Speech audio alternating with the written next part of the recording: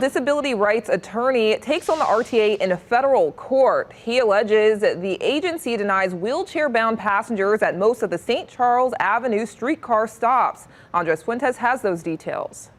Lauren, attorney Christopher Edmonds claims that the RTA violated both the Americans with Disabilities Act and the Louisiana Human Rights Act after he said his son could not take the streetcar ride to Audubon Park. The discrimination lawsuit says that at Sycamore Street and at South Carrollton, a streetcar driver denied 7-year-old Oscar Edmonds from entering a car and told the family that they would have to wait for an ADA car. After an hour of waiting, when the special car arrived, the family was denied entering again. That driver said wheelchair-bound passengers can only board at ADA stops per RTA policy. Edmonds says that after public information request, he found out that issues for wheelchair-bound passengers are widespread.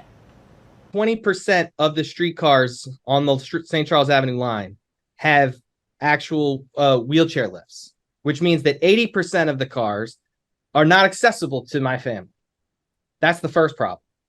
The second problem is that not over 90% of the stops, they're not letting us on, even if the streetcar has a wheelchair lift. You need to make all the streetcars wheelchair accessible, and you need to make all the stops ADA compliant.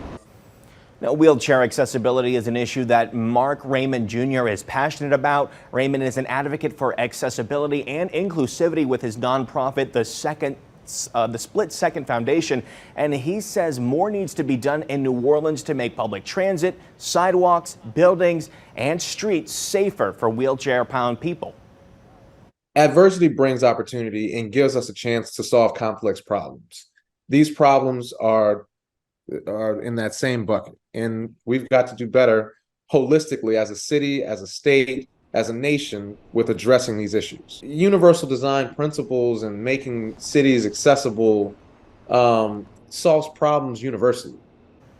Now, Edmonds says that out of the 4 streetcar lines in New Orleans, the St. Charles Avenue line is the only one that is not fully ADA compliant. We did reach out to RTA for comment on this lawsuit, but a spokesperson says that they won't be commenting on ending any pending litigation. Back to you, Lauren.